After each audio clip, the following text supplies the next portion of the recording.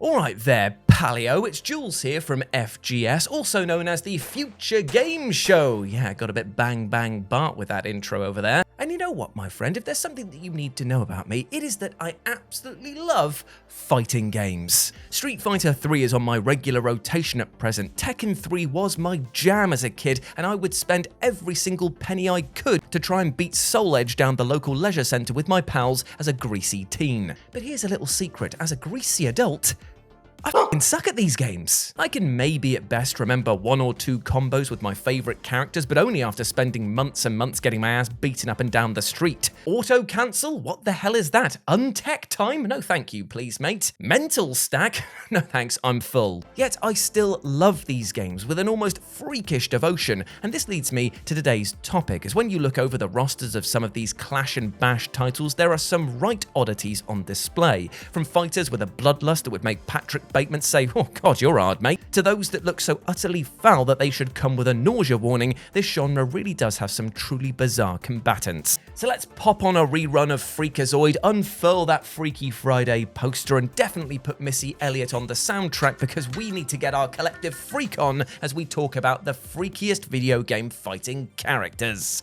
Nearly ran out of breath there. Oh, and as a little challenge to myself, I'm not going to be using the usual unusual suspects here. So no Gon, no Voldo, no meat. I'm going to try and do deep cuts only because I want to give you something new, something to digest and feed upon. Welcome to my buffet. Oh, and also, I've got a new green screen that we're going to test out for this. Let's see how it works, shall we? Arise from your grave. How's that looking? It's not big enough. Fantastic. Okay, let's just do it. Let's just incorporate it. Tommy, leave the bike in. I want people to see the bike, but I want footage behind me. Get it done. So where the hell do you begin with a video like this? Oh, I know, with the living battle tank with a skull face for a turret spout. Say hello to Blitztank, and by hello I mean... Huh? This, my friends, is Blitztank from Akatsuki.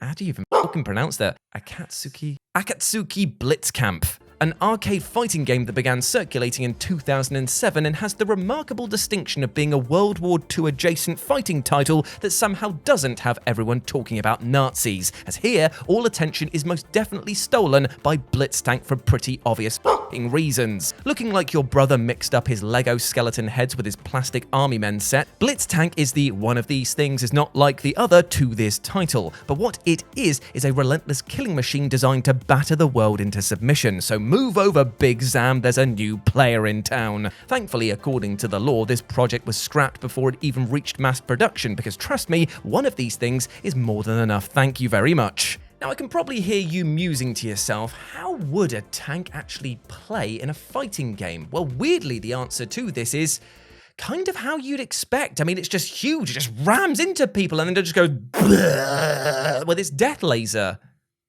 Because it's got a death laser, which it fires from its skull shaft. What do you mean it's not called that? A turret? No, this is most definitely a skull shaft, mate, and no, I don't feel happy that I've had to say that twice. Who in their right mind would want to take on a giant skull-faced battle tank, especially one housing an unwavering desire to kill and a gigantic laser within its bodice that could punch a hole through the bloody moon? Hey Marilyn, thanks for coming in here. So now I've got something to tell you. I don't think that your dress and gigantic sweater hams are going to be enough to, let me just double check here, survive a death laser. Yes, I know it's shocking, I know. Yet you know what's the truly unsettling thing about Blitztank? I mean, just look at its win poses in the original arcade game. All it does is bob up and down excitedly or jabber its jaw whilst its eyes glow an even more sinister shade of red. This thing has just killed you and it seems to be enjoying it. Ooh, no thanks, I'm good. Yet apparently, the world had not seen enough of Blitztank because he only bloody well came back as a combatant in BlazBlue cross-tag battle. I mean, the world over wasn't exactly clamouring for his return, but here he is, and somehow they made him even more disturbing by making him supremely overpowered. He literally tanks hits now. You fight him, and he just goes like, nah, invulnerable frame, and I've hit you back for about 3/4 of your health. Thank you. Check, please.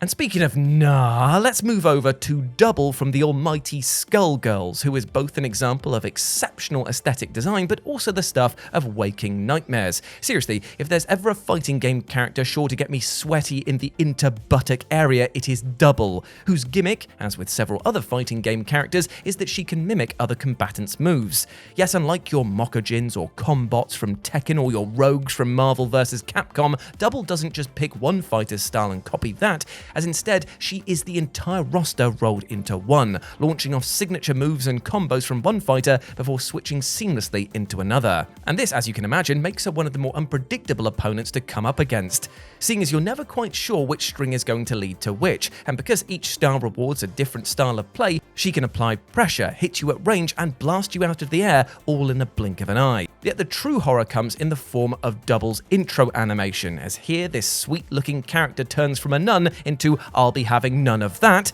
as her jaw opens, then continues to open some more, and finally her body inverts and is replaced with a writhing mass of organs, muscle fibers, and back teeth?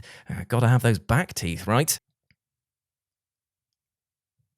Look, Lisa, you can pinpoint the exact moment that Jules has an existential nightmare. Double is absolutely grim no matter how you cut it. A powerhouse fighter, a walking abomination of viscera, and a supremely dark figure within the game, using her nun's skin as a means of convincing others to trust her before revealing her true and more sinister form once their guard is down. Yet Double isn't the only fighter that has oral issues, as now we move over to the wacky world of Waku 7 and talk about Fernandez, who is a horrifying abomination that will steal your soul with a single smooch. Looking like an inflatable tube man that's been overfilled with bath salts, Fernandez is a wacky deity of destruction that players of Waku 7 have to defeat in order for their wish to be granted. And make no mistake, while Fernandez might look like he's on cloud 9, he will bury you 6 feet under in a matter of moments with his bizarre array of moves. And I'm not talking about how he flails his arms around like a toddler or rolls towards you like he's an anti-escape rover orb from the Prisoner TV show. Yes, I'm old. Or how he can straight up eat you and poop you out with the force of a cannon. I'm talking about the straight-up kiss of death that is one of his special moves. Once he's locked lips with a player, he will begin to suck the life right out of them at a truly alarming rate. A fully connected smooch will drain nearly 75% of an enemy's health bar, which is entirely horrifying enough to contend with, but when you add that wet, slurpy mouth sound, well, this right here, this is pure torture, my dude. No thank you. This is the kind of stuff that you would find on the ASMR murder tab on Twitch. Nah. And do you know what the thumbnail would be for those streams? The face that Fernandez sometimes makes in his victory animations, as this is sleep paralysis given shape. In every other aspect of Waku 7, things are light-hearted and silly. You've got characters that are muscle-bound army bros or police officers and their dogs that are piloting mini-mechs, but Fernandez is just that level beyond weird, so much so that it enters the realms of being truly disturbing. And so we turn from one lip-smacking soul-sucker to another and start talking about Carmilla. Now, I know that there's probably going to be a few of you Castlevania fans out there that are like, she's not been in a fighting game, has she? Well, of course she has. It was called Castlevania Judgment, and it was kinda I'm sorry, it was. But let me tell you, friends, there is nothing normal about the roster here. You've got vampire hunters, demons of the night, undead golems, what can only be described as time bureaucrats, and of course, Carmilla, supreme vampire seductress and a fighter that is sure to leave you with a knife in your back and a stake in your trousers. Wearing what can only be described as yes to the answer of should we make this character's appearance sexy or impractical, Carmilla enters the battlefield with one goal in mind, and that is to shower herself in the blood of her victims. Yeah. And trust me, there are going to be hundreds, if not thousands of these victims, as she's been drinking claret for a long old while. Now, murdering people like cattle is pretty bad enough, but Carmilla takes this way further by adding in a sexual element to the proceedings, often talking about how her playthings can't satisfy her insatiable desires, and incorporating both her love of blood showers and bodily harm into her special move, which sees her pull her unlucky foe into a near embrace before then slapping them into an Iron Maiden and slamming the door shut. She's probably one that you definitely wouldn't want to bring home to meet the parents for fear of them being strung up and slaughtered, and her rage and unadulterated horniness will truly leave you at a loss for words. As will our final fighter for today's video, who is a combatant that its own Wikipedia page describes as a strange latex creature that resembles a condom. Welcome, my friends, to Aniki Bakuretsu Rantou Hen, a game that is quite possibly the maddest thing to ever come out on not just the SNES, but possibly ever, as the roster, setting, and movesets of this title need to be seen to be believed. You'll do battle as muscled and oiled bodybuilders against the backdrop of a train being pulled along by human arms, or pilot what can only be described as the HMS Elvis as it does battle with a half-naked dude chilling in a moon. And while every single fibre of my being wanted to focus on Mammy 19 for being the ultimate trifecta of being cute as hell, a floating warship, and having a crew comprising of 3 naked men, I have to admit that nothing, absolutely nothing prepared me for Uminin. Or Uminin, if you want to pronounce it like that. I mean, just look at this guy. How is it in a game with so much strangeness going on that this lad sticks out like a sore thumb? The other fighters are jovial and comical, but this guy, he's stoic in his basic appearance and seems completely done over by all the silliness surrounding him. It's like he's officially done with the game that he's in and is just bothered by all of the other people around him. He just wants his fight over and done with as quickly as possible, which may likely happen because your opponent's just going to be like, what is this? What's going on? Oh, I'm dead. Oh, right, okay, fair enough. Even his special moves seem completely lackluster, and it begs the question of why something so anti-fun was included in this game. It's honestly driving me a little mad thinking about it. In short, you owe it to yourself to play this game, if not for Uminin or Uminin or Mammy 19 or Elvis Boat, just because the fact that this game is so ludicrously strange that it needs to be kept alive. I feel like if we don't talk about it, it will disappear and just become a fever dream for those that vaguely remember it existing. So please, keep this game alive for all of the oddity that it is. Oh, that and the fact that when you get a 5-hit combo, it looks like the game spells You're welcome.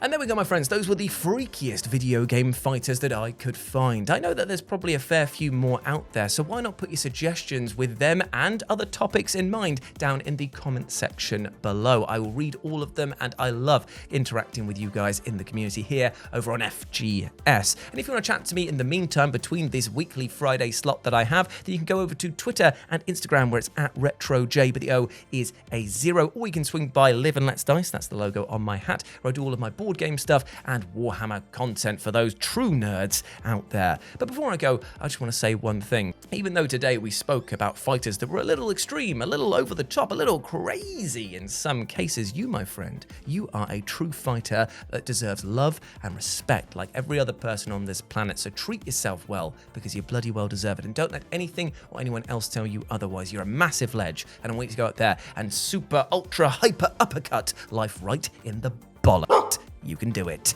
As always, I've been Jules. You have been awesome. Never forget that. And I'll speak to you soon. Bye.